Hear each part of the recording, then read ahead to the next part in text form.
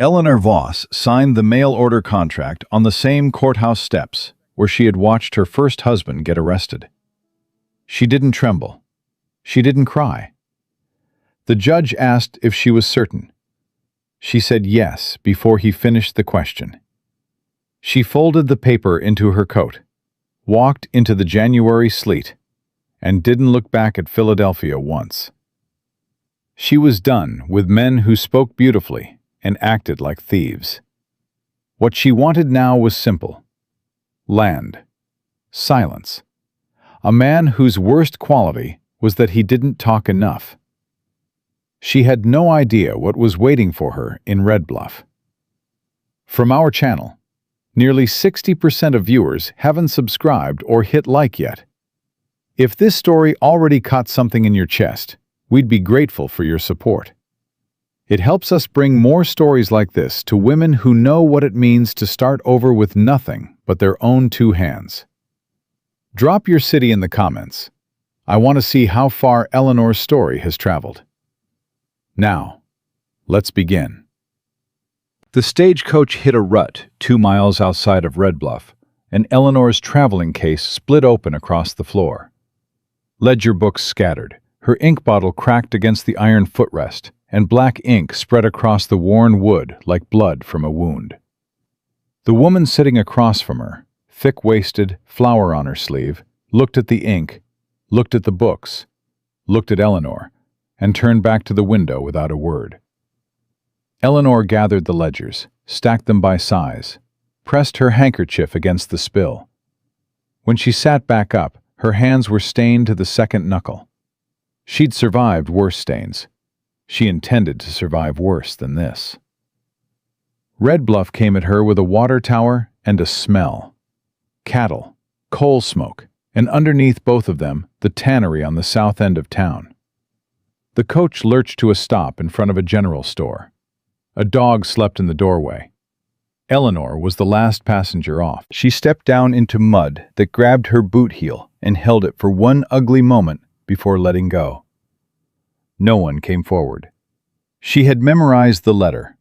Caleb Hargrove, 34, rancher, 3,000 acres on the eastern ridge. The photograph showed a man beside a fence post, hat low, one hand on the top rail like the camera had interrupted him mid-repair and he was waiting politely for it to finish. The letter itself had been 4 sentences. He needed a wife. He had land. He did not drink. He would meet her at the stage stop on the 15th. It was the 15th. He was not at the stage stop. A woman came out of the general store with a basket and stopped when she saw Eleanor standing alone with her bags. She looked her up and down. The dark dress, the ink-stained gloves, the ledger case sitting beside the traveling bag like a second passenger. "You the mail order?" she said. Eleanor kept her voice flat. "I'm Eleanor Voss. I'm here to meet Caleb Hargrove." The woman shifted her basket. "Quiet one, Hargrove. Doesn't come to town much if he can help it." She paused, and her voice dropped into something that wanted to be kind but wasn't. "You sure he knew today was the day, honey? He confirmed by return post 3 weeks ago." "Well," the woman looked at Eleanor's ink-stained hands one more time. "Good luck to you." She walked on. Eleanor stood in the settling dust and looked at the street. 14 buildings. At the corner, a bank, 2 stories, painted white. The only structure in Red Bluff that looked like it had been imported from somewhere with higher opinions of itself. A man stood in the bank doorway, not doing anything, just standing, watching the street with the unhurried patience of someone who owned enough of what he was looking at to feel no need to hurry.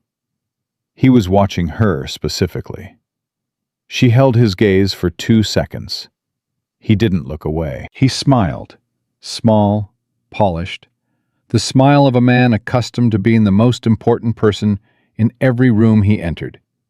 Then he turned and went back inside. Eleanor noted the name above the door. Red Bluff Territorial Bank. Cornelius Ashby, prop. She noted the way he had watched her, the way she had once watched a business partner of her father's watch a room, cataloging, assessing, calculating what was useful and what was not. She was still thinking about it when she heard boots on the boardwalk behind her. Not hurrying, not slow. Moving with the even pace of a man who had never needed to run for anything. She turned, taller than the photograph suggested. The hat was the same, dark brown, pulled down against the afternoon glare. Lean and work-hardened, jaw set like a decision made a long time ago and not reconsidered since. He stopped 4 feet from her and looked at her traveling case, then at her stained gloves, then briefly at her face. "Miss Voss." "Mr. Hargrove." She looked at him steadily. "You're late." A pause. "Wheel on the buckboard needed resetting." "Did it occur to you to send word?" Another pause, longer than the first. "No." She studied him for a moment. He didn't look away exactly, but he didn't look at her either. He looked at the space she occupied, the way a man looked at a fence post he was deciding whether or not to move. "Well," Eleanor said, "I'm here now." He picked up both her bags without asking, turned, and walked toward a buckboard at the end of the street. Eleanor followed. She noticed he didn't glance back once, not to check if she was keeping up, not to offer a hand over the rough boards. He simply went where he was going and expected the world to manage itself. She climbed onto the wagon seat without help. He didn't offer any. He checked the wheel he'd replaced, thumb on the hub, pressure on the spoke, one short nod at whatever it told him, and climbed up beside her. They pulled out of Red Bluff in silence. "Your letter was brief," Eleanor said, when the town was half a mile behind them. "Said what needed saying." "It said you don't drink." "I don't." "It didn't say much else." He kept his eyes on the road. "Didn't figure there was much else you'd need to know before you got here." "I'm an accountant." That made him look at her. Not long, half a second, but he looked. "Your letter didn't mention that." "My letter said I was a widow with professional experience and that I was capable of managing a working ranch. I assumed professional experience covered the relevant details." She paused. "I worked law office accounts for 5 years. Before that, I managed my father's banking ledgers from the time I was 16. I can read a contract in the time it takes most men to find their spectacles." She looked at the road ahead. "I mention it because I intend to be useful to you, Mr. Hargrove, not decorative." Something moved in his jaw, not a smile. Something close to one, and gone before she could be certain. "Ranch doesn't need decorating," he said. "Good." She let that sit for a moment. Then, "The man in the bank doorway, Ashby. He was watching us when you came to meet me." Caleb's hands tightened on the reins. She watched his knuckles go white, then ease, 2 full seconds. "That's his habit." "With everyone, or with you specifically?" A long pause. "He made me an offer on the ranch last spring. I turned him down." "What kind of offer?" "The kind where the price is low enough to be an insult, and the man makes it anyway, because he's used to people saying yes." "Has he made the offer again since?" "Sent a letter in September. I didn't answer it." Eleanor filed that away and said nothing more until the ranch appeared in the last gray light of afternoon. A low house, solid, built to last rather than impress.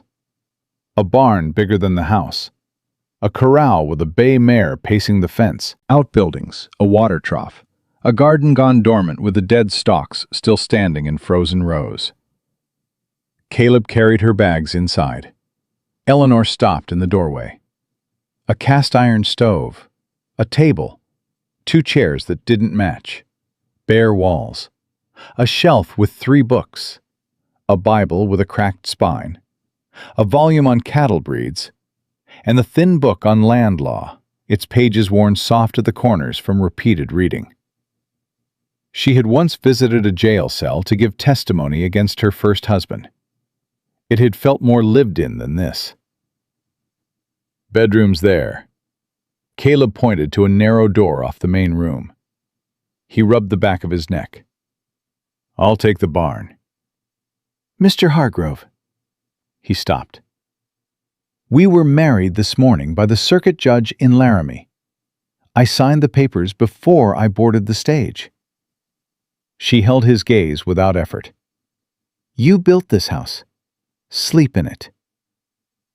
He looked at her for a moment with the expression of a man rapidly reassessing a situation he had thought he understood. "There's only one bed," he said finally. "Then I'll take the floor until we work out something more practical." "That's not right." "What isn't right is a man sleeping in his own barn in November because he hasn't figured out how to talk to his wife." She kept her voice even, not unkind, just precise. "I'm not fragile. I'm not easily offended. I have no romantic illusions about this arrangement. We made an agreement. I intend to honor it." He was quiet long enough that the mare outside stamped twice. "Caleb," he said. She looked at him. "My name, if we're... Caleb's fine." "Eleanor, or Ellie." He nodded, sharp, quick, a man settling something in his own mind and moving on. He went to the stove and crouched to build the fire. Eleanor unpacked. When she came back to the main room, there were beans and cornbread on the table. He was eating, standing at the stove. "Sit down," she said. "You built the table." He sat. He ate with the efficiency of a man for whom meals had stopped being social occasions long ago. Eleanor ate and looked at the shelf. The Bible had a name written inside the front cover. She could see it from here without her glasses, the ink brown and careful. Ruth Hargrove. His mother's. The land law book had no name. That one he'd bought himself.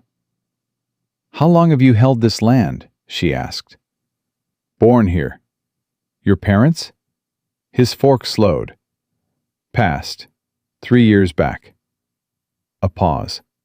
"Fever that summer. Came through the whole valley. Hit here hardest." "I'm sorry." He nodded once and ate another bite. After supper he washed his plate, set it in the rack and said, "I ride out at first light. North pasture." "I'll have coffee ready." "You don't have to."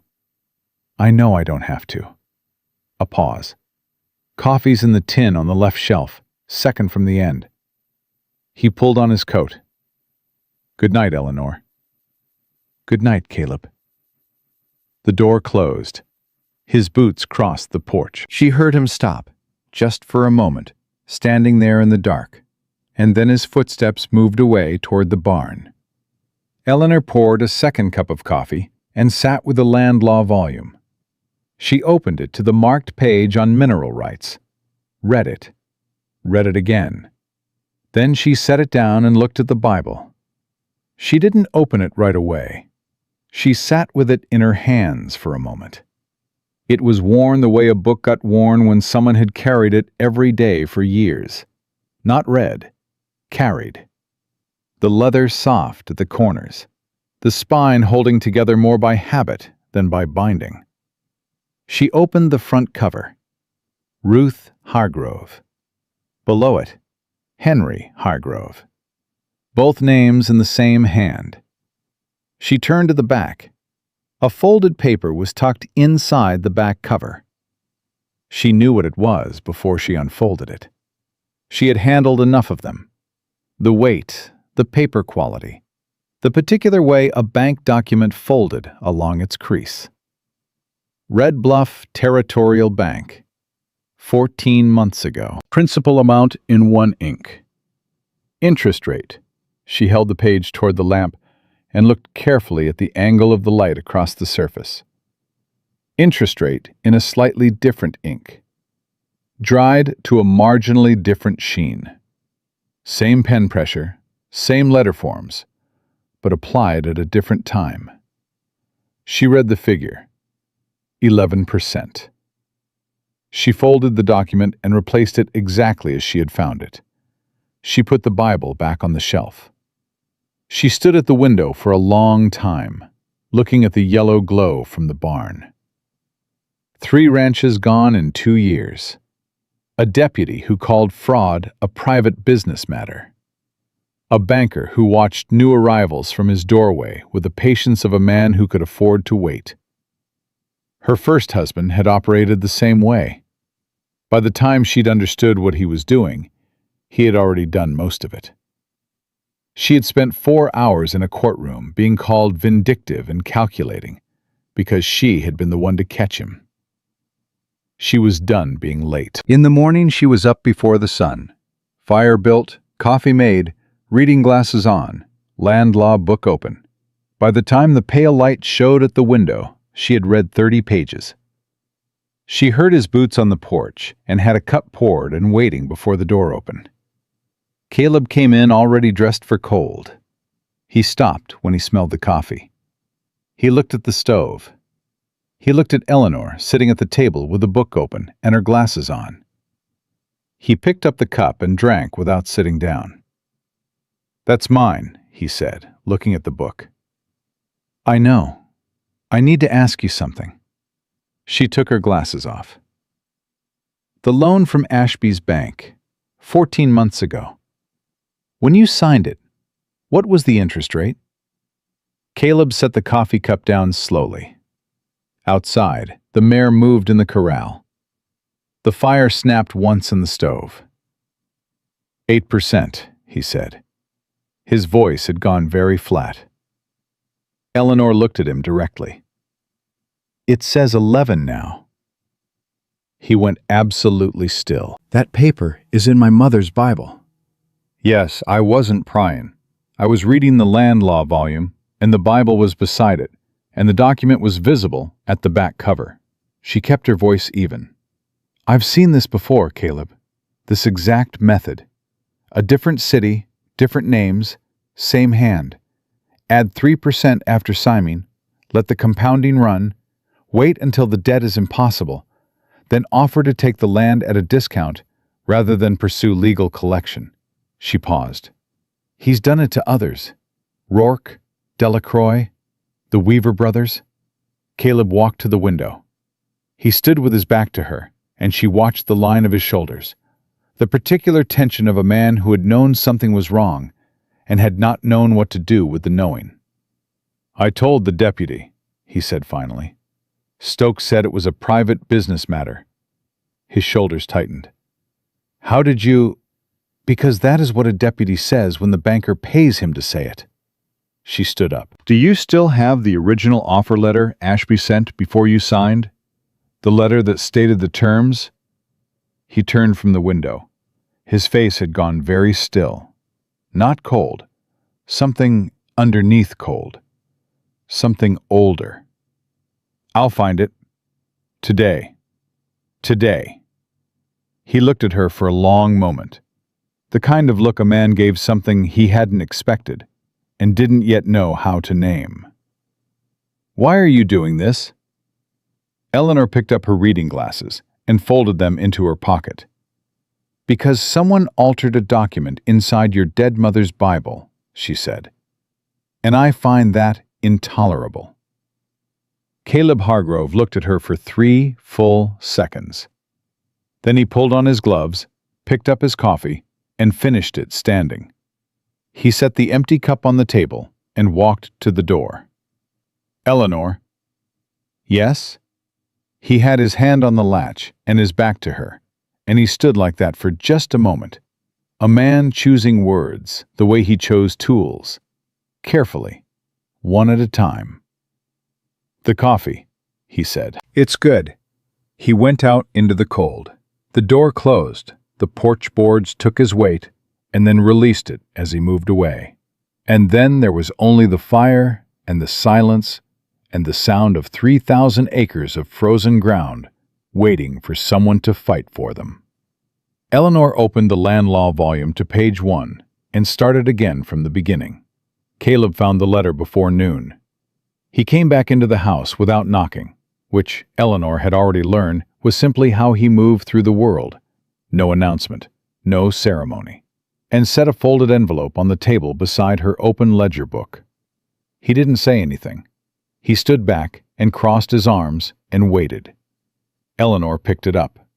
The paper was older than the loan document, the fold lines soft from being handled.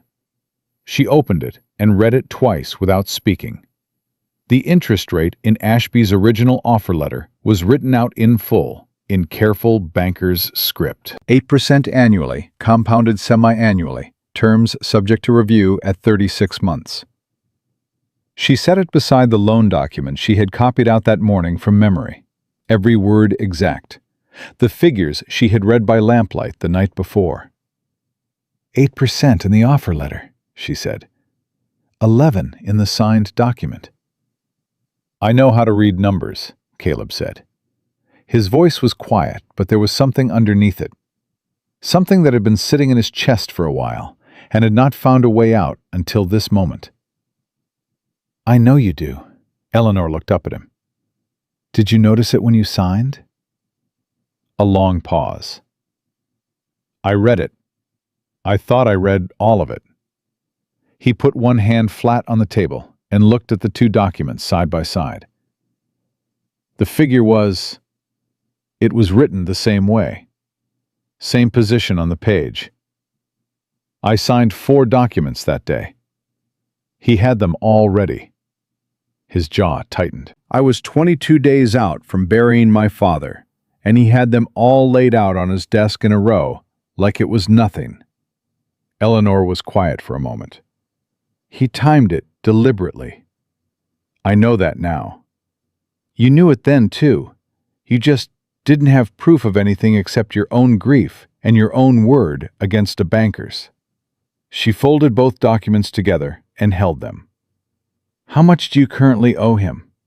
At 11%, compounded over 14 months. I already calculated it. She turned the ledger toward him. $412 over the correct figure at 8%. The gap widens every month. By the time the 36-month review arrives, the difference will be large enough that he can call the full loan due under the revision clause on page 3 of the signed document. She tapped the page.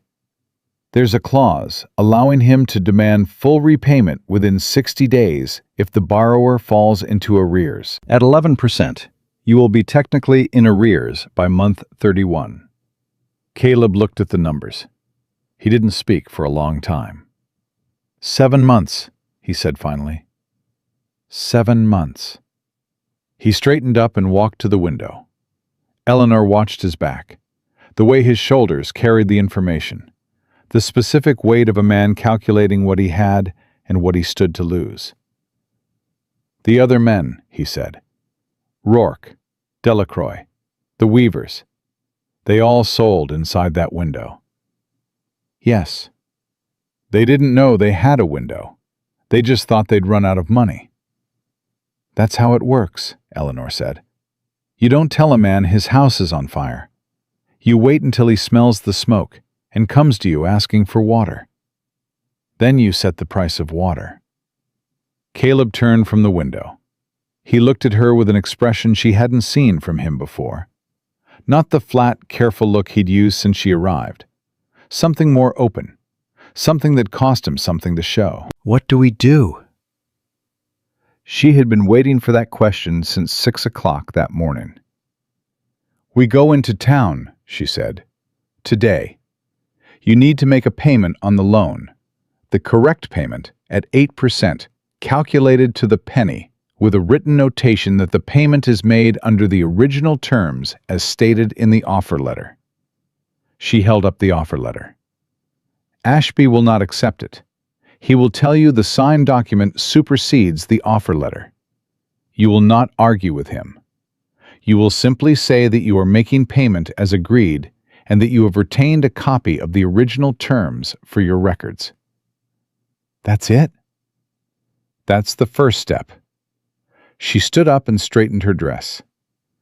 The second step is watching his face when he realizes that someone in this house can read a contract. They rode into Red Bluff in the buckboard, Eleanor sitting straight on the bench with her ledger case on her lap, Caleb holding the reins with his hands easy and his jaw set in that particular way she was beginning to recognize.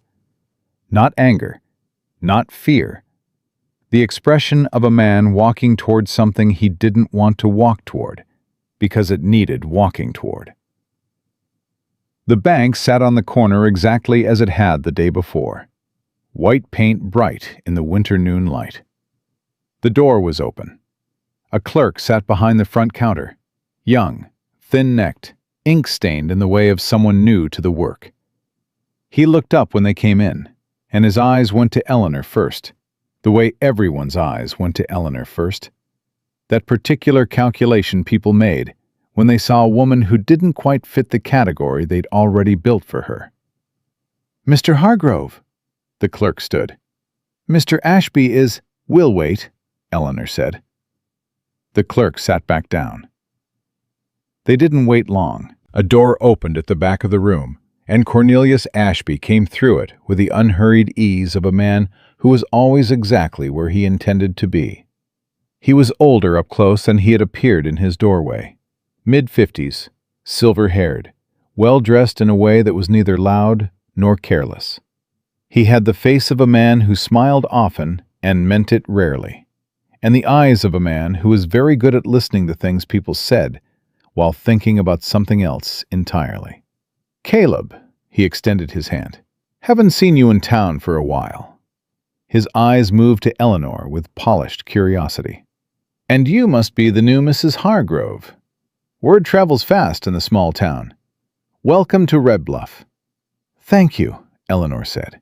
She did not extend her hand. Ashby absorbed that without any visible reaction and gestured toward the office door.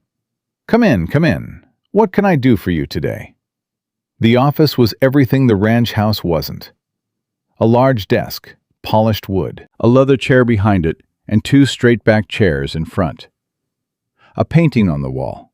Mountains, probably somewhere in Colorado. Probably expensive. A cabinet along the side wall with its drawers labeled in small, neat type. Ashby settled behind his desk and laced his fingers together. Caleb stood rather than sitting, which meant Eleanor stood too.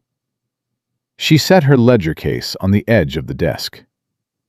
"I'm here to make a payment on the ranch loan," Caleb said. "Taken out 14 months ago."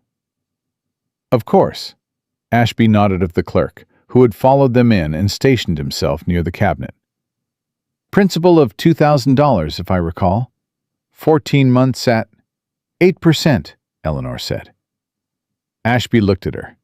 The smile stayed in place. "I believe you'll find the signed agreement reflects 11%, Mrs. Hargrove." "I believe you'll find the original offer letter reflects 8%, she said. She opened her ledger case and placed the offer letter on his desk. She placed her own calculations beside it.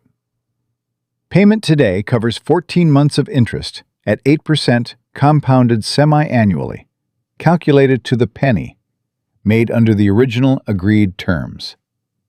She set an envelope of bills on top of the papers. "You'll find a notation in writing on the payment record indicating that this payment is made under the terms of the offer letter dated," she checked her notes, "September 14th of last year." Ashby looked at the papers on his desk. He looked at Eleanor. Then he looked at Caleb, and Eleanor watched something pass between the two men. A rapid, silent renegotiation of a situation that had until 60 seconds ago been very clearly in Ashby's control. Ashby picked up the offer letter. He read it slowly, though Eleanor was certain he knew exactly what it said. He set it down and picked up her calculations. He spent a long time with those. "Mrs. Hargrove," he said finally. His voice had not changed. His smile had not changed. That was the thing about men like him. They did not react in the moment, because they did not need to. They had time on their side, or believed they did. The offer letter is a preliminary document, The signed agreement supersedes— I'm familiar with standard supersession clauses, Eleanor said. I'm also familiar with the legal principle that a material alteration to a financial document made after signing, without the knowledge or consent of the borrower, constitutes fraud under territorial law. She paused, just long enough. I'm sure you're familiar with it too. The office was very quiet. The clerk near the cabinet had gone very still. Ashby set the papers down. He looked at Eleanor with a new quality of attention. Not the polished curiosity of before. Something more focused. Something that was taking her actual measure rather than her surface impression. You have some legal background, Mrs. Hargrove. I have some experience with documents that have been altered after signing, she said. I would hate to see a misunderstanding of that nature affect what I'm sure has been a productive relationship between your bank and the Hargrove Ranch. Another silence. Ashby's fingers remained laced on his desk. Then he smiled again. The same smile as before, but something had shifted behind it. A door that had been open was now closed. I'll have the clerk process your payment, he said. Under protest, you understand. My position is that the signed agreement governs. He stood, which was a way of ending a conversation without saying so. It's good to meet you, Mrs. Hargrove. Red Bluff is always glad to welcome new residents. His eyes moved to Caleb. Caleb, give my regards to your neighbors. Caleb said nothing. He picked up Eleanor's ledger case from the desk and handed it to her, and they walked out through the front office without hurrying. On the boardwalk, Eleanor put on her gloves and let out a slow breath. Caleb stood beside her and looked at the street. He's going to come back at us, he said. Yes. Differently. Yes. He'll be more careful now. He knows the loan document is compromised, and he knows we have the offer letter, and he knows I can read the gap between them. She looked at the street, at the people moving along the boardwalk, at the ordinary Tuesday afternoon in a small town that had no idea what had just happened in that office. What he doesn't know is what we intend to do about it. What do we intend to do about it? I need to find the other men. Rourke, Delacroix, the Weavers if they're reachable. She turned to him. If he altered your document, he altered theirs. If we can find even one of them with an offer letter that contradicts their signed agreement, we have a pattern. A pattern is something the territorial judge can act on. Caleb was quiet for a moment. Rourke moved to Laramie. I have an address somewhere. He looked at the bank. Delacroix is still in the valley, north end, near the creek. He didn't lose his land, he sold the east quarter. Said he needed to settle the debt. His jaw tightened. Sold the best quarter he had. Best grazing land in the whole spread. Does he still have his offer letter? Don't know. Then we need to ask him. She picked up her ledger case. Not today. Today we go home, and we write out everything that happened in that office while it's fresh. Every word Ashby said. Every word we said. Every document on that desk, and the order in which he looked at them. She paused. A good record is worth more than a good memory. Memory changes. A record doesn't. They rode back in silence, but it was a different silence than the one on the way into town. The previous silences between them had been empty in the way that new things were empty, unfilled. This one had weight. It was the silence of two people who had stood in the same room and done the same thing and come out the other side of it together. Halfway home, Caleb said, "Where did you learn to do that?" It wasn't quite a question, the way he said it. More like a thing he'd been turning over in his mind and had finally decided to say out loud. "My father's office," Eleanor said. "He had a business partner for 12 years, Gerald Marsh. Charming man. Everyone liked him. He used to bring candy for me when I was small." She looked at the road. "When I was 17, I found a discrepancy in the quarterly accounts. Small enough that my father had missed it. small enough that I almost missed it." She paused. "It took me 4 months to trace it all the way back. By the time I had the full picture, Gerald Marsh had taken $31,000 over 11 years. Caleb looked at her. "Your father believed you?" "Eventually." The word came out with an edge she hadn't intended. She smoothed it over. "He found it difficult at first. Gerald was his oldest friend." She turned her face toward the hills to the north, the dark ridgeline against the pale sky. "That's the hardest part of this kind of theft. It doesn't look like theft from the outside. From the outside, it looks like business. It looks like success. The thief is always the most pleasant man in the room, and the person pointing at him is always the one who seems unreasonable." Caleb was quiet for a while. The buckboard moved along the frozen track, wheels crunching on the hardened ruts. "Your husband," he said finally. "The one before. He was the same kind." "Yes." "And no one believed you then, either?" "Not until I had 4 years of documentation and a courthouse full of witnesses." She looked at her hands.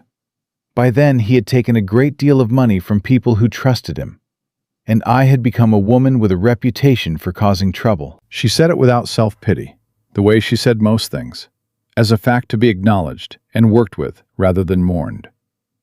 "That's why I came west, Caleb. Not because I was running from my life. Because I had spent 6 years in that city proving something to people who had already decided what they thought of me. And I was tired." She looked at the ranch appearing ahead in the late afternoon light. "I wanted to go somewhere I could start from the beginning.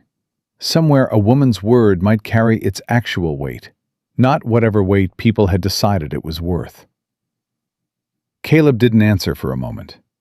The mare pulled them up the last slope and into the yard, and he brought the buckboard to a stop. He set the brake and sat for a moment with the reins in his hands before setting them down.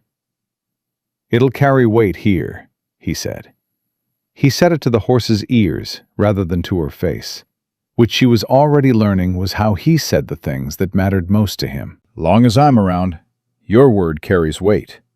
Eleanor looked at his profile, the set of his jaw, the lines at the corners of his eyes from years of squinting into western light. A man who chose every word carefully because he didn't have many to spare. "Thank you," she said. He climbed down from the buckboard and went to unhitch the mare without another word, and Eleanor sat for 1 moment longer before climbing down herself, her ledger case in hand, already composing in her mind the record she would write before supper. Every word, every glance, every document in the order it had been placed on that polished desk, while a careful man recalculated exactly how much trouble had just walked through his door. In his office on the corner of Main Street, Cornelius Ashby sat alone and looked at the space on his desk where Eleanor Hargrove's papers had been. He sat without moving for a long time. Then he opened his cabinet, pulled out a file, and began to read through it slowly, with the unhurried attention of a man who had survived more than one complication in his career and intended to survive this one, too. After a while, he called for his clerk. "Send word to Deputy Stokes," he said. "Tell him I need a conversation. Nothing formal, just a conversation." The clerk went. Ashby laced his fingers together on his desk and looked at the painting on his wall, and let the silence of the office settle around him like something he wore. Ruth McAllister arrived the next morning before Eleanor had finished her second cup of coffee. She came in a wagon that sounded like it was held together primarily by stubbornness, pulled by a mule with strong opinions about its own pace. Eleanor heard it from inside the house and was at the door before the woman had fully set the brake. Ruth McAllister was 60 years old and moved like 50, climbing down from the wagon bench with one hand and carrying a covered pot with the other, and talking before her boots hit the ground. "You're Eleanor," she said. "I'm Ruth McAllister. I live 10 miles north, past the Second Creek crossing. Can't miss the place because the roof is the only red one in the valley, and I painted it that color specifically so people could find me when they need me." She walked past Eleanor into the house without waiting to be invited, set the pot on the stove, and turned around. "Word came to me this morning that you and Caleb went into town yesterday and had a sit-down with Ashby. I want to know everything." Eleanor looked at her for a moment. Ruth McAllister had sharp eyes and a mouth that looked like it had said hard things to hard people and had not lost any sleep over it. She was exactly the kind of woman Eleanor had been hoping existed somewhere in this valley. "How did word come to you that fast?" Eleanor asked. "Tom Greeley works at the livery stable next to the bank. He heard your voice through the wall." Ruth pulled out a chair and sat down at the table without being asked. "Tom's been waiting for someone to sit across from Ashby and hold their ground since the Weaver brothers left. He rode to my place at first light."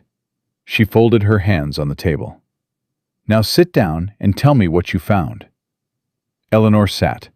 She told it plainly: the offer letter, the altered interest rate, the calculation of what it meant in 7 months, the conversation in Ashby's office. Ruth listened without interrupting, which Eleanor appreciated. She had a still quality when she listened, a focused attention that suggested she was storing every detail in a place where she could find it again. When Eleanor finished, Ruth was quiet for a moment. Then she said, "He did the same thing to my husband." Eleanor set down her cup. "Joseph died 4 years ago. Heart gave out in the north field." Ruth said it the way people said things they had said many times before. Not without feeling, but with the feeling carried somewhere below the words rather than on top of them. "Before he died, we had a loan with Ashby's bank. Small one, $40 for new equipment. Joseph handled it, paid it back over 2 years, every payment on time." She paused. "6 months after Joseph died, Ashby came to my door with a document saying there was a remaining balance of $90 plus interest. Said Joseph had taken a second draw on the loan that I didn't know about." Her jaw set. "Joseph never took a second draw. I knew every dollar that came in and out of this place. But I was a widow, and Ashby had a signed document, and Stokes told me it was a private business matter." "You paid it," Eleanor said. "I paid it. Sold 2 heifers to do it." Her eyes went flat, with the particular flatness of a woman who had been wronged and had been forced to accept the wrongness because she had no other choice. "I've been waiting a long time for someone to walk into his office and say the word fraud out loud. I said the word." Ruth looked at her steadily. "I know you did. Tom heard it through the wall." She leaned forward slightly. "What do you need?" Eleanor thought about this for exactly 2 seconds. "I need to talk to Henri Delacroix. He sold Ashby the east quarter of his spread last year to settle a debt. If he still has his original offer letter, I can show a pattern of alteration across multiple borrowers. A pattern is something a territorial judge has to take seriously." "Henri's not easy," Ruth said. "He's a proud man. Selling that quarter near broke him. Not the money, the land. His father broke that ground. He doesn't want to talk about it." "I know, but if I can show him that he didn't lose that land to bad luck or his own poor management, that it was taken from him deliberately by a man who altered a legal document, I think his pride might run in a different direction than silence." Ruth studied her for a long moment. "You want me to take you to him? He'll talk to you." Ruth was quiet. Then she stood up, lifted the cover off the pot on the stove, checked whatever was inside, put the cover back. "We'll go this afternoon," she said. "Let the morning settle first. Henri's better afternoon." She turned back to Eleanor. "Where's Caleb?" "North pasture. He's been riding out earlier since—" Eleanor stopped. Ruth looked at her with the eyes of a woman who had watched Caleb Hargrove grow up from a boy running barefoot through these fields. "Since you got here," she finished. "He works hard. He always worked hard. That's not why he's riding out early." Ruth pulled on her coat. That man has not had another person in this house for 3 years. He doesn't know what to do with the fact that he comes home now and someone's there. So he stays out longer, because coming home feels different, and different is harder than empty, even when different is better. She looked at Eleanor with a directness that was not unkind. Give him time. He's not slow. He's careful. There's a difference. Eleanor looked at the table. She thought about the way he had said, "Your word carries weight," speaking to the horse's ears. She thought about the sound of his boots on the porch each night, the way he paused there for a moment before going on to the barn. That small hesitation she had begun to listen for without meaning to. "I know there's a difference," she said quietly. Ruth left and came back at noon, as she had said she would. Caleb was back from the north pasture by then, eating at the table in his efficient way, and he looked up when Ruth walked in with the expression of a man who had known Ruth McAllister his entire life and was genuinely glad to see her, while also being slightly resigned to whatever she was about to say. "Ruth." "Caleb, you look thin." She sat down across from him. "I'm taking your wife to Delacroix's place this afternoon." Caleb looked at Eleanor. "I'll come." "You won't," Ruth said. "Henri will talk to Eleanor because Eleanor is a woman and a stranger, and he doesn't have to protect his pride in front of her the same way. He won't talk to you because you two have known each other 20 years, and he'd rather eat his hat than admit to you that he didn't read his own contract." She picked up a piece of cornbread from the plate on the table without asking. "Stay here. Fix the fence on the east line. It's been needing it since September." Caleb looked at Eleanor. She met his gaze and held it, and after a moment he nodded, not happily, but he nodded. He trusted Ruth. That much was visible in every line of his face. The specific ease of a man in the presence of someone who had been reliable for a very long time. "Take the rifle," he said. "Caleb." Stokes rode past the north pasture this morning, slow, watching. He said it flatly, without drama, the way he said everything that mattered. "Take the rifle."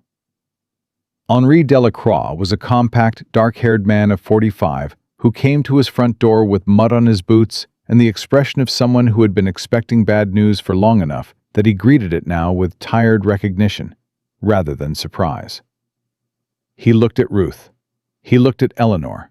He looked at the ledger case in Eleanor's hand. "What is it?" he said. "May we come in, Henri?" Ruth said. It was not quite a question. His house was 3 rooms and held the particular order of a man living alone, who was very particular about where things went. Not clean so much as arranged. Everything in its place. Nothing decorative, nothing extra. He sat them at his table and made coffee without being asked, and sat across from them with his hands wrapped around his own cup. Eleanor placed the Hargrove offer letter on the table. She placed her copy of the altered loan document beside it. She didn't say anything yet. She let him look. He looked for a long time. "Caleb's," he said. "Yes." 8% in the letter, 11 in the document. "Yes." He set down his cup very carefully. "Mine said 6%, he said. "In the letter." His voice was completely flat. "I remember because I thought it was generous. I thought Ashby was being generous." Eleanor reached into her ledger case and placed a blank sheet of paper and a pen on the table. "Do you still have your offer letter?" He stood up without answering, went into the back room, and was gone for several minutes. Eleanor and Ruth did not speak. They heard him moving, the sound of a trunk being opened, papers being shifted. When he came back, he was holding an envelope. His face had gone through something while he was in that back room. She could see the evidence of it in the set of his mouth, the careful steadiness of his eyes. He placed the offer letter on the table. 6%, exactly as he'd said. Eleanor examined it and set it beside the Hargrove letter. "Tell me about the signed document," she said. 9%. He sat back down. His hands were flat on the table.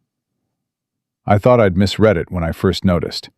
Went back 3 times, counted the numbers. 9%. He stopped. I'd already signed. "Did you go to Ashby?" "I went to Ashby." His jaw moved. He told me I must have misremembered the offer letter. Said he'd sent a corrected version before signing, and he assumed I'd received it. Apologized for any confusion. Very calm, very polite. He picked up his coffee and set it back down without drinking. I went to Stokes. You know what Stokes said. "Private business matter," Eleanor said. He looked at her sharply. "How do you know that?" "Because he said the same thing to Caleb, and I believe he said it to the Weavers. And I believe he said it to at least 2 other men in this valley, whose names I haven't found yet." She leaned forward slightly. "Henri, what Ashby did to your land, the East Quarter, your father's ground, that was not bad luck. It was not poor management. It was theft conducted through a fraudulent legal document. The debt that forced you to sell that quarter was manufactured." She kept her voice even and direct, no softness in it that might read as pity, because she knew that pity was the thing this man could not accept. "I need your offer letter. I need a written statement of the terms you understood when you signed, and I need you to be willing to stand behind it if it comes to that." Henri Delacroix looked at his offer letter on the table for a long time. Eleanor watched his face. She watched the moment he arrived at something. Not quite a decision, more like the recognition that a decision had already been made and he was only now catching up to it. "What does standing behind it look like?" he said. "It looks like a letter to the Territorial Land Office in Cheyenne, signed by every borrower in this valley who has an offer letter that contradicts their signed document. It looks like a formal complaint of fraudulent contract modification filed under territorial statute." She paused. "It looks like Stokes no longer being the only law within 40 miles. He was quiet. Then he said, "Rourke is in Laramie. I have an address. He'll do it." He was angry enough to chew through iron when he left. He turned the offer letter over in his hands. "The Weavers are in Kansas. Don't know that you can reach them in time." "In time for what?" He looked at her. "Ashby called in 2 loans last week. Fenner and Cole. Small operations, east side of the valley. Said they'd missed a payment." He set the letter down. "They hadn't missed a payment. I know both men. They're careful." He looked at Ruth. "He's moving faster." Ruth's face had gone still with a particular focused stillness. "Because Eleanor walked into his office," she said. Eleanor stood up. She picked up her ledger case. "May I take the offer letter?" "Take it." He stood. He was a few inches shorter than Caleb and built differently, but he had the same quality of physical stillness that Eleanor was learning to associate with men who had worked land their whole lives. A groundedness, a self-containment. "Mrs. Hargrove." She looked at him. "That East Quarter." His voice dropped to something that cost him to say. "There's a spring on it. Only reliable water source on my property in a dry summer. Without it," he stopped. "Without it, I'm one bad drought away from losing the rest." Eleanor held his gaze. "I know," she said. "That's why he wanted it." They rode back toward the ranch in the fading afternoon light, Ruth driving with the easy competence of someone who had made this road 1,000 times. Eleanor had both offer letters in her ledger case. She had Henri Delacroix's signed statement, written in his precise hand at his kitchen table, every word exact. The date and terms and the discrepancy laid out without emotion and with devastating clarity. "He's going to move against the other 2, Eleanor said. "Fenner and Cole. If he calls their loans before we get the complaint to Cheyenne."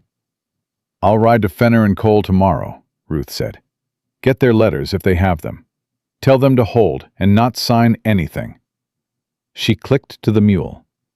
"You write the letter tonight. Everything." All 4 borrowers, all 4 discrepancies, the pattern across the whole valley. I know a circuit judge in Cheyenne, Thomas Hale. He's an honest man, which, in my experience, is rarer than good weather, but he exists. She paused. Write to him directly, not to the sheriff's office, not to the territorial desk clerk, to Hale himself. You trust him. I trust that he hates Cornelius Ashby specifically, for reasons I won't go into, except to say they are long-standing and personal, and entirely on the side of justice. Ruth's mouth shifted into something that was almost a smile. Some things work in your favor. They came over the last rise, and the ranch appeared below them in the blue dusk. The lamp was lit in the house. Eleanor could see the small yellow square of it from the ridge, warm against the cold, settling dark, and something in her chest moved toward it, the way she imagined a compass moved toward north. Not a choice exactly, just a direction that was simply true. Caleb was at the table when she came in, cleaning his hands with a rag, the smell of fresh sawdust on him from the fence work. He looked up, and his eyes went first to her face, reading it the way she was learning he read most things, quickly, accurately, without much visible reaction to what he found. "Delacroix has his letter," Eleanor said, setting her case on the table. 6% offer, 9% signed. He'll stand behind it. She opened the case.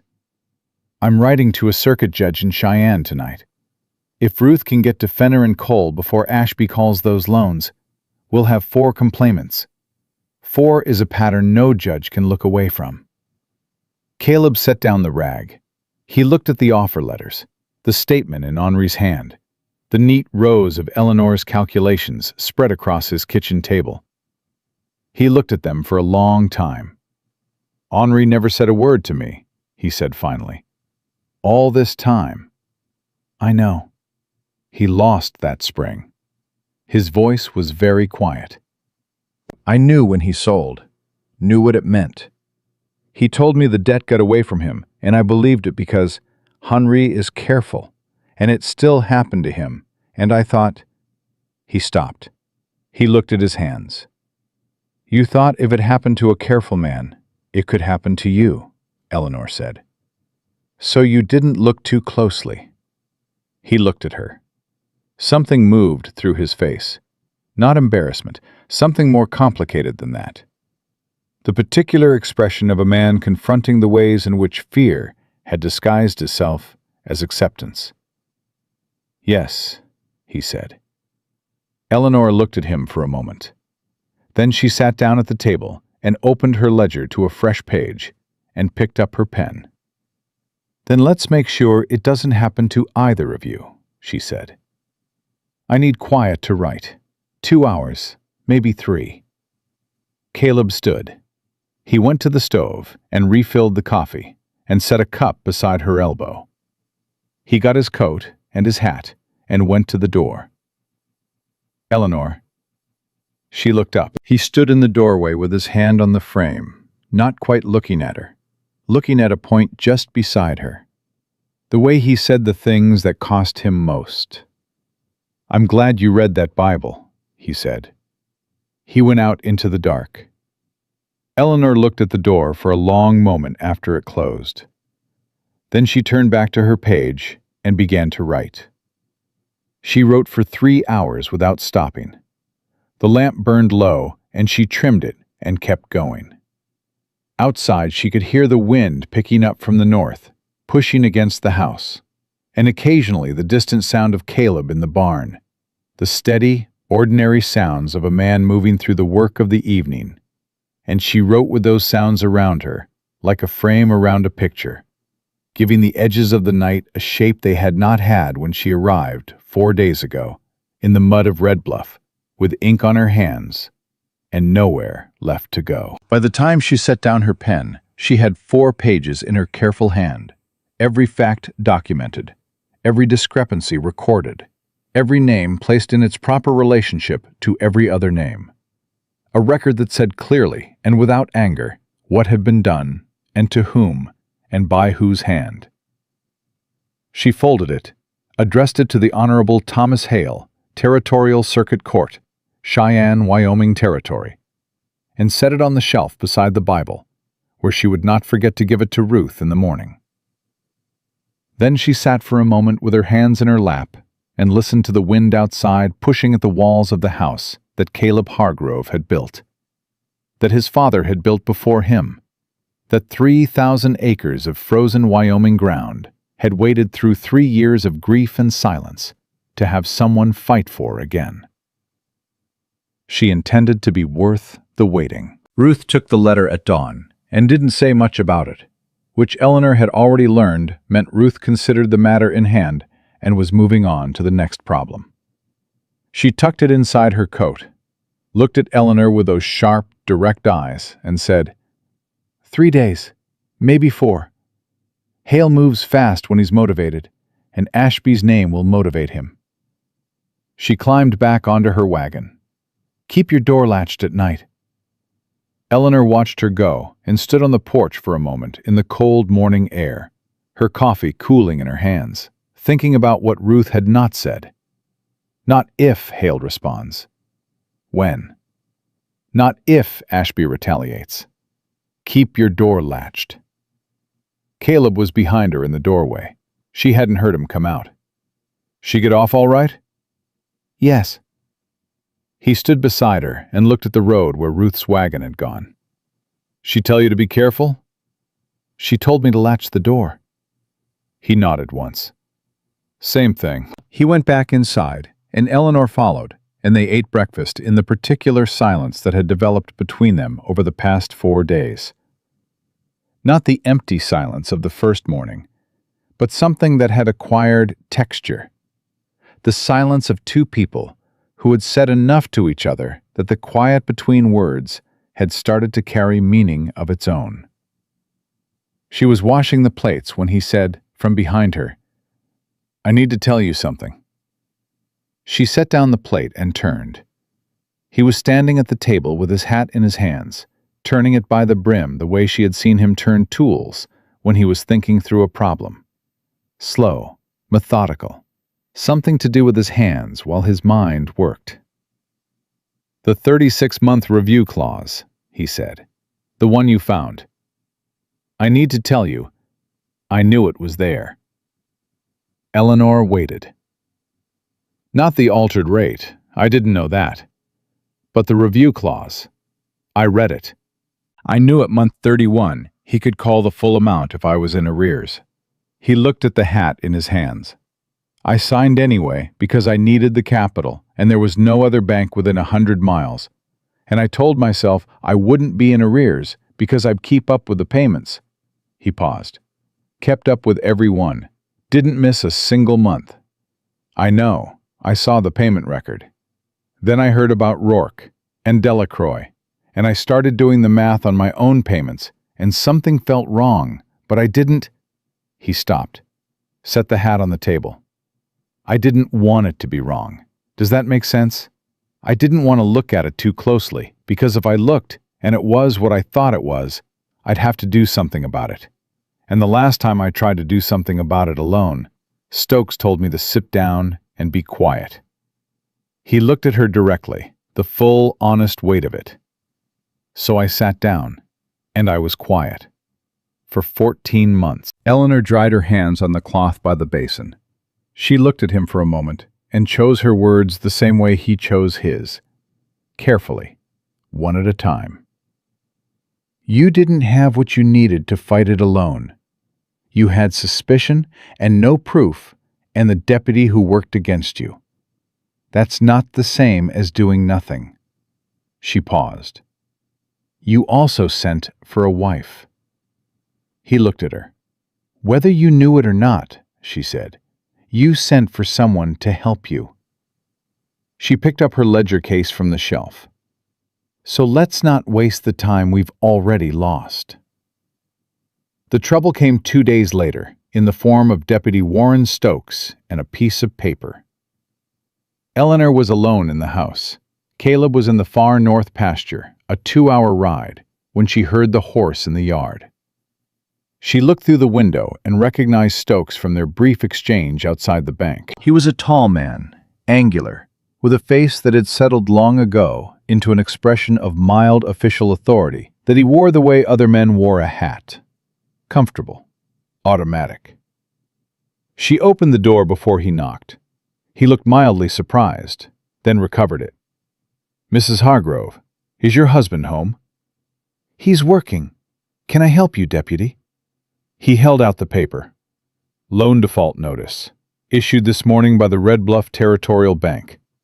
Caleb Hargrove, property holder, is hereby notified that his November payment is considered insufficient under the terms of the signed agreement of—" His November payment was made at 8% per the original offer terms, and a notation to that effect was made in the bank's payment record in front of 2 witnesses. Eleanor took the paper from his hand and read it without hurrying. "This notice cites the 11% rate of the altered document. It's not valid." Stokes looked at her with the patient expression of a man who had delivered papers to difficult people before and expected to deliver them to difficult people again.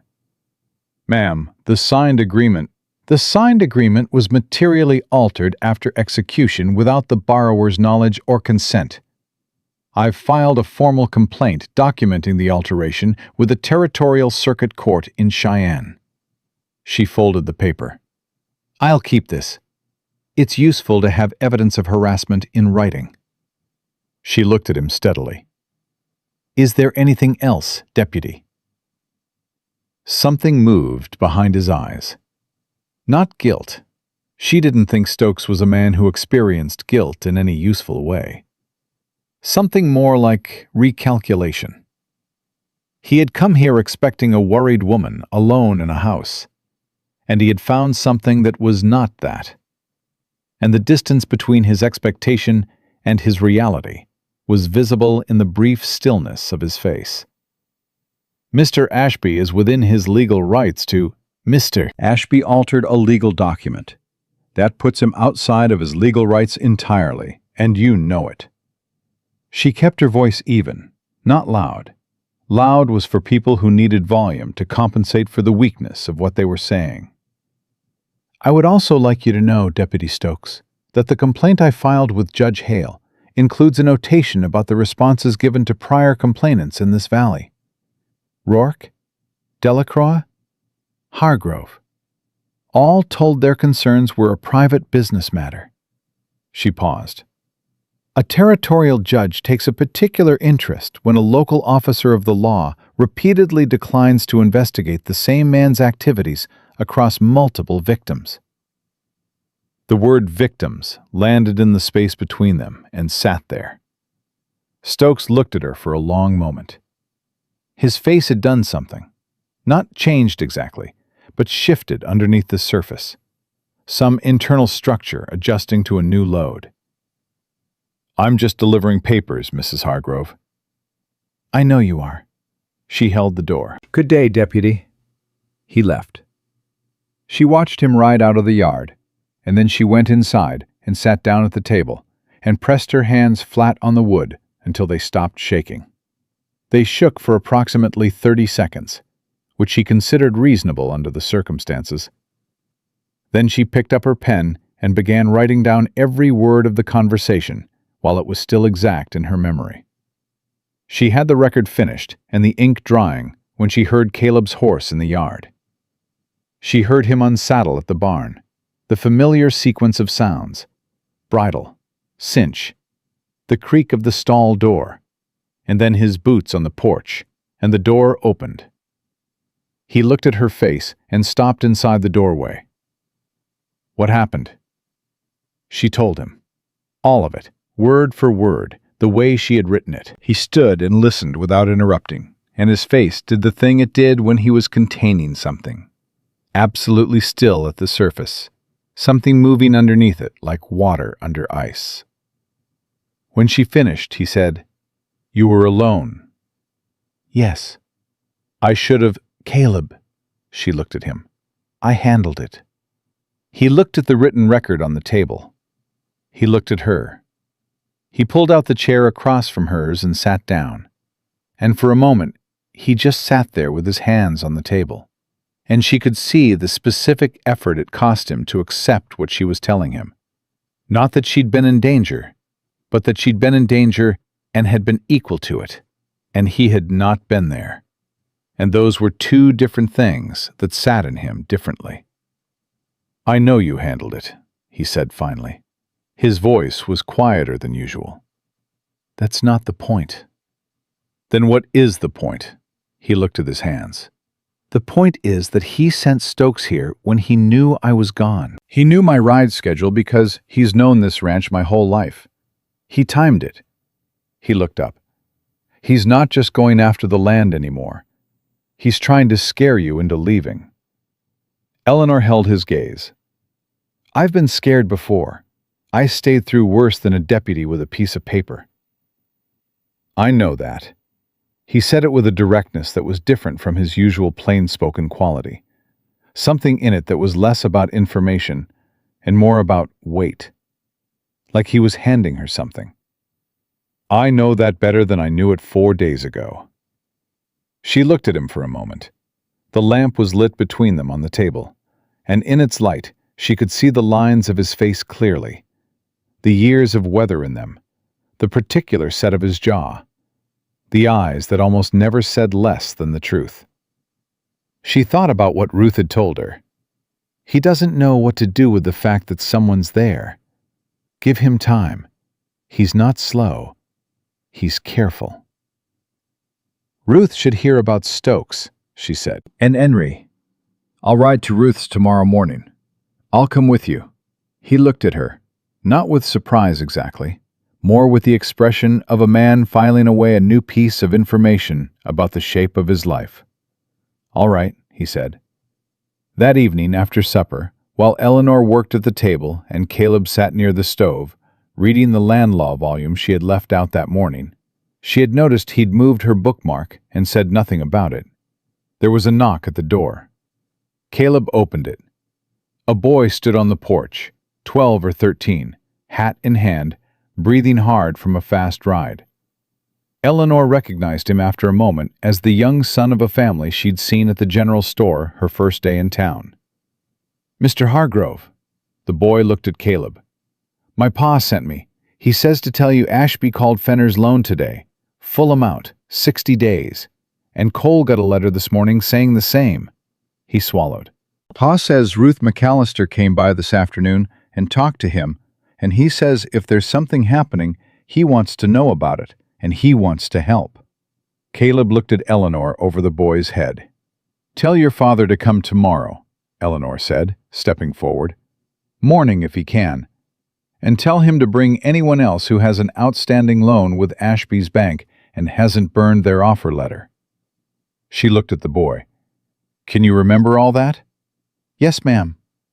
"What's your father's name?" "James Whitfield. We're the 4th spread east of town, past the cottonwood break. Tell Mr. Whitfield we're grateful."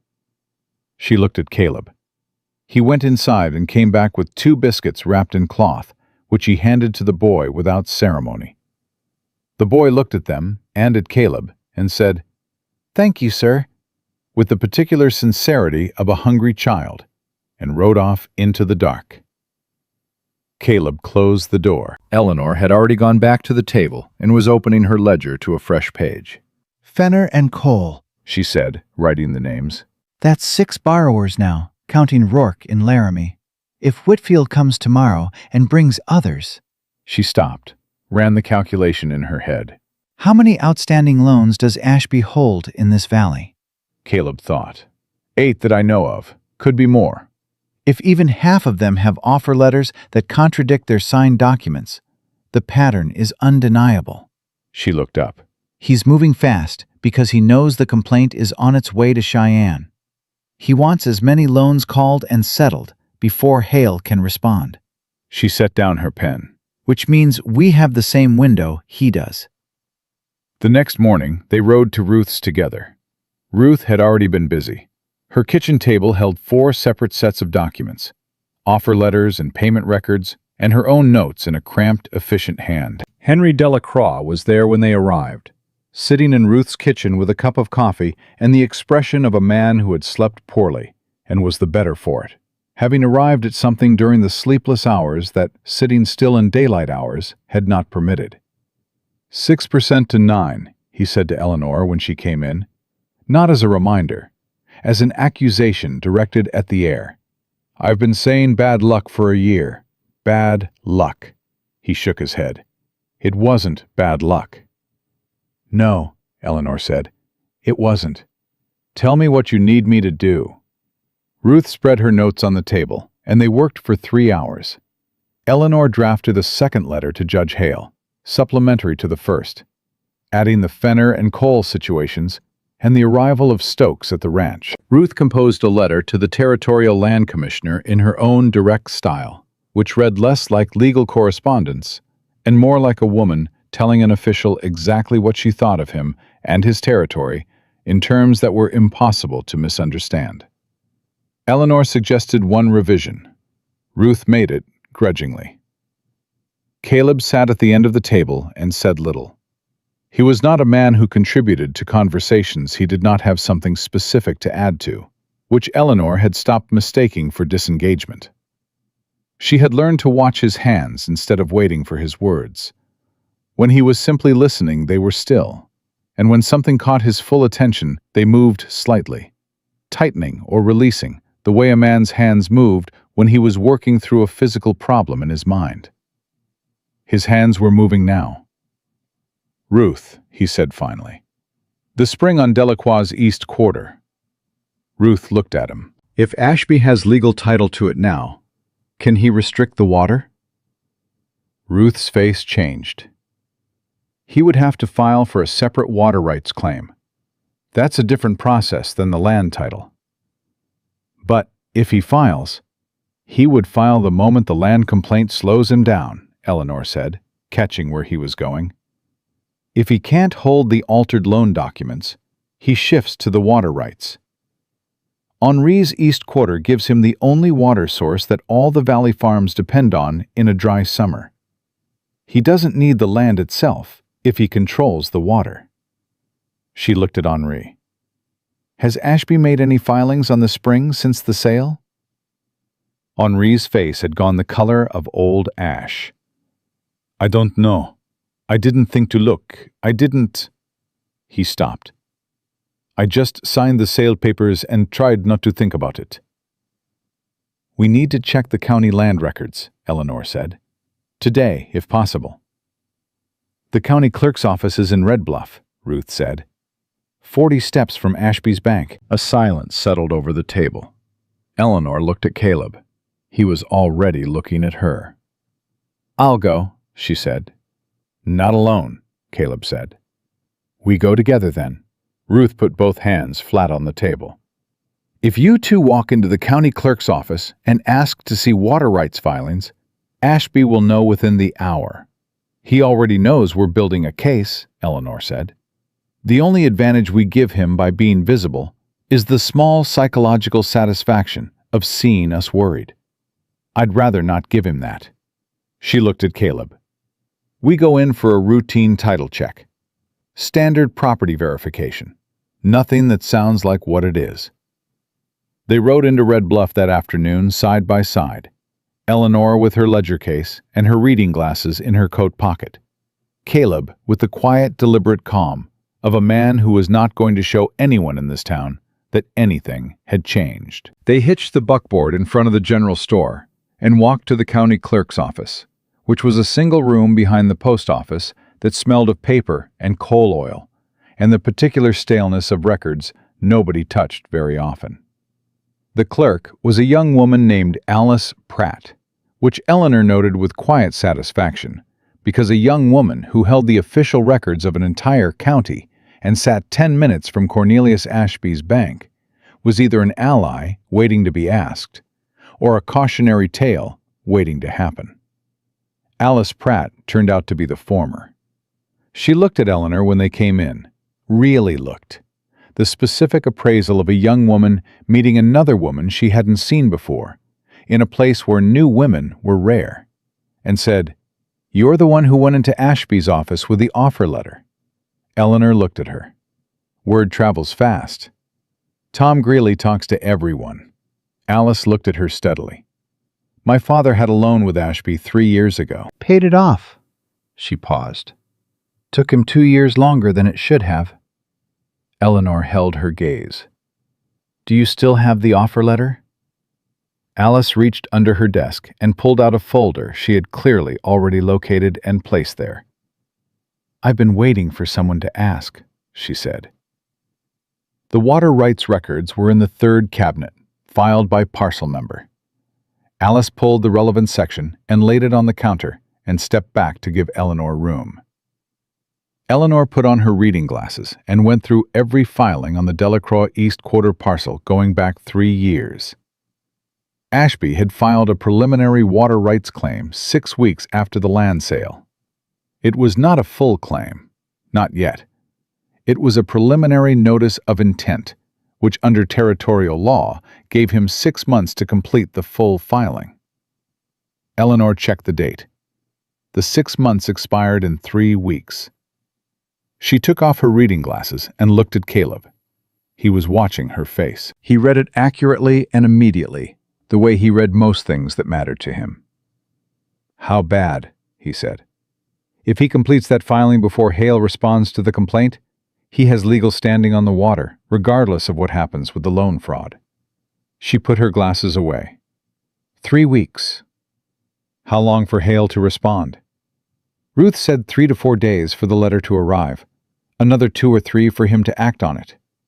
She did the calculation. It's close. Caleb looked at the records on the counter. He looked at Alice Pratt. "Can we get a certified copy of this filing?" "You can." Alice was already moving to the copying ledger. "It'll take me about 10 minutes. She made 2 copies. Eleanor paid for them from the small purse in her coat pocket. Caleb reached for his own pocket, and she shook her head slightly, and he understood, and put his hand back at his side without comment, which was one of the things she had noticed about him, that he understood the shape of a situation without needing it explained more than once. When they came out onto the boardwalk with the copies folded in Eleanor's case, the door of the bank across the street was open. Ashby stood inside it, visible from where they stood. He was talking to someone Eleanor couldn't see, but his eyes had found them on the boardwalk and were resting on them with that same patient, unhurried attention. Caleb stood beside Eleanor on the boardwalk and looked back at Ashby across the street, and did not move. He stood with his hands at his sides and his hat brim level, and looked at the man who had altered a document inside his dead mother's Bible, with the calm, steady attention of someone who had decided to be patient for exactly as long as patience served him. Ashby held the look for a moment. Then he turned away from his doorway and went back inside. Caleb said, "Let's go home." They rode back in the long, late light, the kind of light that came in winter when the sun hung low all day and turned gold early and made even the frozen ground look like something worth holding on to. Eleanor sat beside Caleb on the bench and did not speak for a while, turning the day over in her mind, calculating and recalculating the timeline.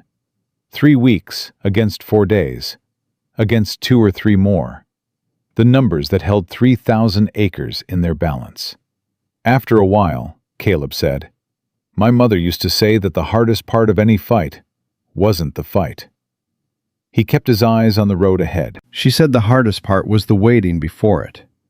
When you've done everything you can do, and all that's left is to hold your ground and trust that it was enough." Eleanor looked at the road ahead. The ridge was going dark against the pale sky, the pine tree line black at the top of the rise. Was she usually right? She was right about most things. A pause. "She would have liked you." Eleanor looked at him. He was still watching the road, but the line of his mouth had shifted into something that was not quite a smile, but was something adjacent to it. The particular expression of a man saying something he meant more than he was going to say out loud. I think I would have liked her too, Eleanor said. They rode the last mile home in a silence that held that statement in it the way good ground held water. Quietly, completely, without waste.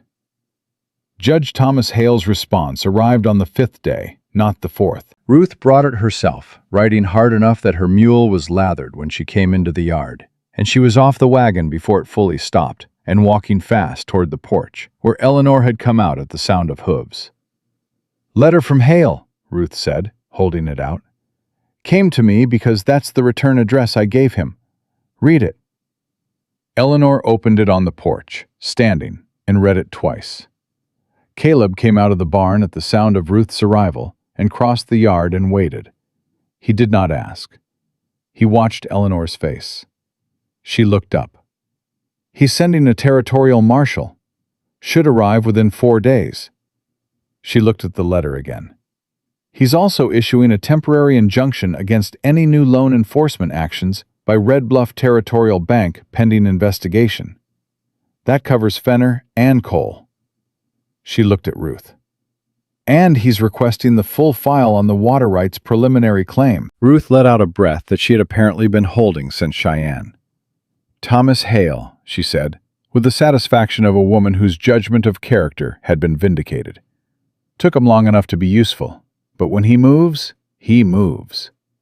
"We still have the water rights filing to deal with," Eleanor said. "The injunction covers loan enforcement, but not the preliminary claim. Ashby has 2.5 weeks left to complete that filing, and Hale's injunction doesn't touch it." Ruth's satisfaction dimmed slightly. "So we stop the loans and lose the water?" "Not if we file first." Eleanor looked at Caleb. "Territorial water rights law allows the original property owner to contest a transfer of riparian rights within the first year of a land sale, if the land sale itself is under legal challenge." She held up the letter. "The loan fraud complaint puts the sale of Delacroix's East Quarter under legal challenge because the sale was made under financial duress created by a fraudulent debt. If Henri files a contest on the water rights claim today, before Ashby completes the preliminary filing, he gets legal standing to freeze the water transfer for the duration of the investigation." Ruth stared at her. "How do you know that?" "Page 47 of the land law volume on Caleb's shelf." She folded Hale's letter into her coat. "I've had 2 weeks with that book, and not much else to read." Caleb made a sound. It was brief and low, and she had learned by now to identify it as the sound he made when something struck him as having landed exactly right. She did not look at him when he made it, but she felt it, the way you felt warmth from a stove when you were not standing directly in front of it. "I'll ride to Henri," Ruth said, already turning back to her wagon. "Tell him he needs to be at the county clerk's office before 4 o'clock, Eleanor said. "Alice Pratt will still be there. Tell him to file a formal contest under Territorial Water Rights Statute, Section 12, Subsection 4. Tell him to write those exact words." She paused. "And tell him to bring the offer letter." Ruth was on the wagon. "Anything else?" "Tell him I said the East Quarter isn't gone yet." Ruth drove out of the yard at a pace that suggested she and the mule had reached a new understanding about what constituted an adequate speed. Eleanor stood on the porch and watched her go, and then stood there a moment longer, feeling the specific quality of the stillness that came after a long period of motion. Not rest exactly, but the moment just before the last hard push, when everything you had built was either going to hold or it wasn't. Caleb came to stand beside her. He stood close enough that she could feel the warmth of him against the cold air. 2.5 weeks became today, he said. "Yes." "You saw that coming." "I saw it was possible. There's a difference." She looked at the road where Ruth had gone. "Henri has to get there in time. Alice has to process it correctly. Ashby can't have already completed the filing ahead of schedule." She paused. "There are several things that have to go right." "They'll go right," Caleb said. She looked at him. He was watching the road with the same expression he'd had looking at Ashby across the street. The calm, steady, undemonstrative certainty of a man who had made up his mind. "You don't know that," she said. "No," he agreed. "But I know you've done everything that can be done. And the rest of it is out of our hands. And worrying about what's out of your hands is a waste of a good afternoon." He looked at her. "Come see something." She followed him around the side of the barn to the patch of level ground 50 yards from the house. Stakes had been driven into the frozen earth in a rectangle, connected by twine that snapped taut and bright in the winter air. The rectangle was larger than she had expected, larger than the current house by a considerable measure. She looked at it for a moment. She looked at the stakes, the care with which they had been placed, the twine pulled exactly level. She looked at Caleb. "When did you do this?" she said. "Yesterday morning, while you were writing."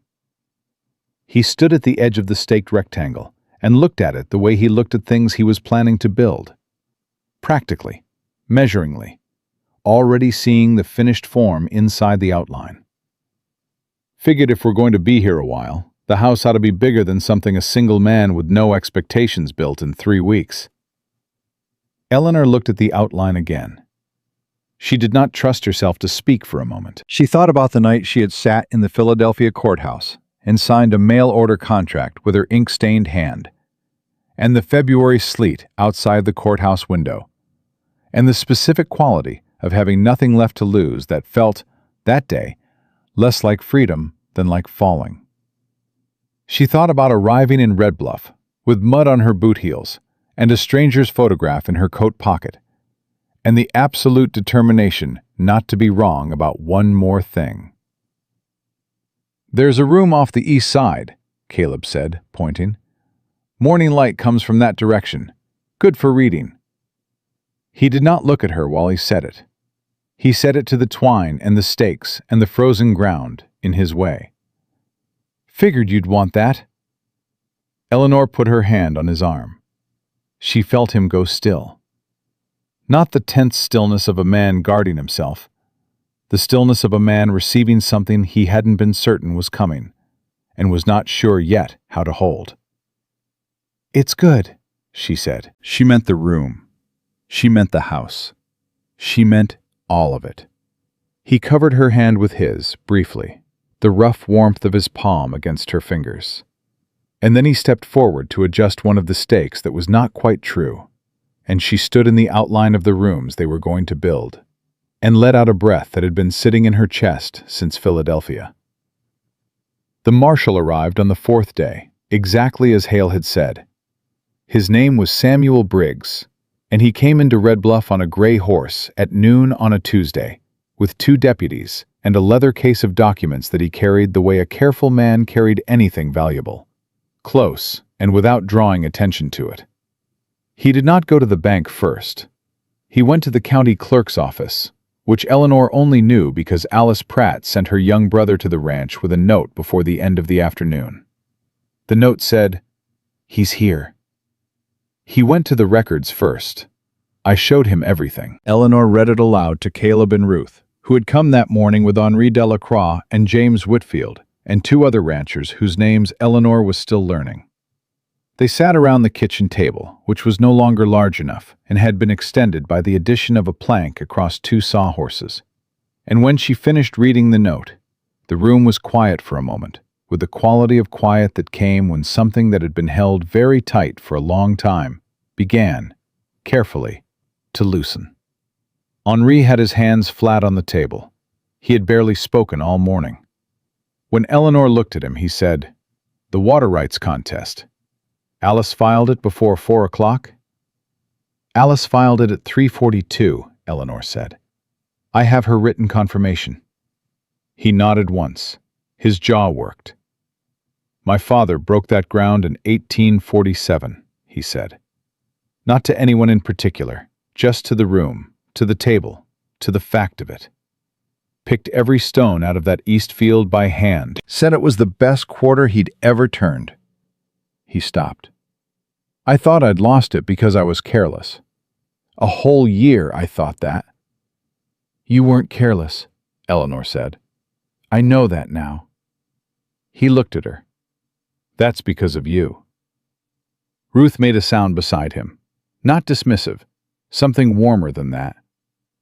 It's because of Eleanor and her dead husband's ledger skills, and Caleb Hargrove having the good sense to send for a woman who knew how to read a contract. She looked at Caleb. Best thing you ever did. Caleb looked at the table. The back of his neck had gone red. Eleanor did not comment on this. Marshall Briggs came to the ranch that evening just before dark. He was a compact, gray-haired man, with the economical manner of someone who had been doing difficult work for a long time, and had arrived at a deep comfort with doing it quietly. He sat at the table and went through Eleanor's complete file. Every document, every notation, every copy, without rushing and without speaking, except to ask two precise questions, both of which Eleanor answered with specific page references. When he finished, he closed the file and looked at Caleb. Hargrove, you are the primary complainant. I am? The alteration on your document is the clearest. The ink differential is visible without magnification. He paused. We'll need that original. I know. Caleb went to the shelf and picked up the Bible and held it for a moment, his thumb on the worn spine. And then he opened the back cover and removed the loan document and handed it to Briggs. He did not look at the document when he handed it over. He looked at the fire. Briggs took it with the same care he'd taken with everything else. The rest of the borrowers, Delacroix, Whitfield, the others, I'll need their originals as well. Tomorrow morning, Eleanor said. They can be here by 9. Good. He stood, straightening his case. He looked at Eleanor with the direct professional regard of a man who recognized competence when it walked into a room, and had no particular feelings about the form it arrived in. This is a thorough file, Mrs. Hargrove. Everything referenced, everything copied, all primary documents preserved. This is how you build a case that holds. I know how to build a case, she said. Yes, he said. I can see that. He left. Ruth saw him out and came back in and looked at Eleanor with an expression that was part satisfaction and part something older and more personal. Gerald Marsh, she said. Eleanor looked at her. You told Caleb about him, the business partner. Ruth sat down. You've been building this kind of case since you were 17 years old. I've been trying to, Eleanor said. Not always successfully. Successfully enough. Ruth stood and reached for her coat. I'll have the others here at 9. She stopped at the door and looked at Caleb. You feed this woman properly. She runs on coffee and arithmetic, and neither of those is enough in a Wyoming winter. Caleb said, I feed her. Ruth looked at both of them with the eyes of a woman who saw more than people told her, and had the grace not to say all of it. Good night. After she left, the house was quiet. The others had gone earlier. The lamp burned on the table between Eleanor and Caleb, and outside the wind had come up from the north, pushing at the walls, the particular sound of a Wyoming winter reminding everything inside it that it was still there. Caleb got up and added wood to the stove. He did it the way he did everything, without ceremony, without waste. He came back and sat down and looked at the closed file on the table. It's not over yet, he said. No. Briggs will interview Ashby tomorrow. Ashby will have a lawyer within the hour of that interview. There'll be a process. She folded her hands on the table. But the preliminary water rights filing is frozen. The loan enforcement is suspended. The record exists, and it's in Briggs's case, and it's complete. She looked at the file. He can't make it disappear now. Caleb was quiet for a moment. What does Ashby do when he can't make something disappear? He negotiates. She had thought about this. He'll claim the alterations were clerical errors. He'll offer restitution on the overcharges. He'll try to settle quietly without formal fraud findings, because formal fraud findings cost him the bank charter. She looked at Caleb. If he settles, Henri gets the overcharge back, but probably not the East Quarter. The land sale was a separate transaction. That's not enough. No, Eleanor agreed. It isn't. That's why I wrote a second notation in the file. She opened it and turned to the last page. The land sale was made under financial duress created by a fraudulent debt. Under territorial law, a sale made under fraudulent duress can be voided by the court if the original owner requests it within the period of active litigation. She looked at Caleb. Henry has standing to ask for the East Quarter back, not just the money, the land. Caleb looked at the page. He looked at it for a long time, the way he looked at things that mattered. Does Hale know that? I put it in the supplementary letter, with the statute and the section. She paused. Alice Pratt's father lost 2 years of excess payments, Ruth's $90. The Weavers in Kansas, if Briggs can reach them, have a full claim. She closed the file. I want all of it back, not just the money, the years, the land, all of it. Every piece that was taken has to go home. He looked at her across the table. The lamplight sat between them, and the fire cracked in the stove, and outside, the wind pressed its cold, insistent weight against the house that had held against it for 3 years alone, and was holding still. You came here with an emergency fund, he said, in case things didn't work out. She looked at him. She had wondered when he would raise that. Ruth told me, he said. Not an accusation, just what it was. A man who had known Ruth McAllister his whole life, and Ruth McAllister who could not entirely keep anything to herself that she thought people needed to know. I came here not knowing what I was walking into, Eleanor said. A 4-sentence letter and a photograph. Reasonable caution. Yes. He was quiet for a moment. It's still in your coat pocket. She looked at him. His face was very still, and she knew this stillness by now. Not blankness, not distance. The stillness of a man gathering himself to say something that cost him, and was going to say it anyway. I want you to spend it on the roof, he said, for the new house. Good timber. I've been planning to do it in sections, but if we have the money, we can do it right the first time, before the spring thaw. He looked at the table. That's your money, and I'm not asking for it. I'm asking you to use it on this place, because it's your place. He paused. If you want it to be. Eleanor was still for a moment. She thought about the courthouse steps in January, the sleet coming down, and the contract in her hand, and the specific conviction that she was walking away from the last thing she had known how to be.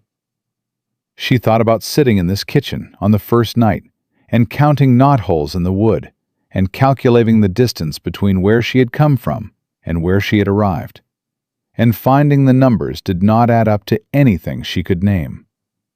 She reached into her coat pocket. She placed the envelope on the table between them. Not alone, she said. Not a gift. Our money, for our roof, on our house. She held his gaze. Is that clear? He looked at the envelope. He looked at her. Something moved through his face that she had only seen once before. The night he had said, "Your word carries weight," looking at the horse's ears, speaking to something he couldn't look at directly because it was too close. He picked up the envelope. He did not open it. He held it in his big, scarred hands and nodded once. The slow, deliberate nod that was different from all his other nods. The one that came from somewhere below his jaw, somewhere deeper and older. Clear, he said. The hearing was held 3 weeks later in the county courthouse in Laramie before Judge Thomas Hale, who turned out to be a thin, precise man of 60, with eyeglasses and an expression of professional impatience that Eleanor found immediately comfortable. Cornelius Ashby sat across the aisle with a lawyer from Cheyenne and the polished, careful expression of a man who had survived complications before and expected to survive this one. He did not survive this one. Eleanor testified for 2 hours. She brought the full file, every document, every calculation, every copy. And she presented it the way her father had taught her to present accounts, clearly and in sequence, each fact supported by its primary source, each discrepancy documented in at least 2 independent ways. She answered the opposing lawyer's questions without hesitation and without temperature, the way she answered everything, with precision rather than passion, which was its own kind of force. Henri Delacroix testified. James Whitfield testified. Ruth McAllister testified in a way that suggested she had been saving up certain things to say for several years and was relieved to finally have a proper venue. The Weaver family sent a written deposition from Kansas that Marshal Briggs had obtained the previous week, which Judge Hale read aloud in its entirety and set on his desk with a particular deliberateness. Ashby's lawyer argued clerical errors. He argued misremembered terms. He argued that the differential ink sheen was a function of humidity variation, which caused a brief silence in the courtroom of the particular quality that came when an explanation was so obviously inadequate that no one could quite decide whether to address it or simply let it stand in its own embarrassment. Judge Hale did not deliberate overnight. He gave his ruling from the bench before the end of the afternoon session. Fraudulent contract modification across 11 loans over 8 years. Charter revoked. Criminal referral to the Territorial Attorney General.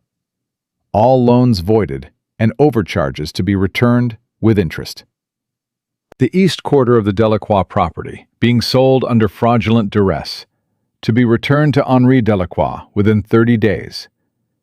Deputy Warren Stokes to be suspended pending review of his conduct across all related complaints. Cornelius Ashby sat very still while Hale read the ruling. His lawyer wrote things down. Ashby himself did not move, did not change his expression, did not look at anyone in the room except once, briefly, at Eleanor, with the flat, assessing gaze of a man filing away information he intended to use later. Eleanor met his eyes without movement and held them until he looked away, which he did after exactly 4 seconds. Then it was over. Outside the courthouse, Henri Delacroix stood on the steps and did not say anything for a long time. Ruth stood beside him with her hand on his arm. James Whitfield shook Eleanor's hand so hard it would have hurt if her hands had not been calloused past the point of easy injury. The others gathered in the winter light, talking among themselves, the particular animation of people who had been holding something down for a long time and had been given permission to put it down at last. Caleb stood beside Eleanor at the edge of it all. He was not a man who stood in the middle of gatherings. He stood at the edge and watched. And that was where Eleanor stood too, which she had come to understand was not a coincidence.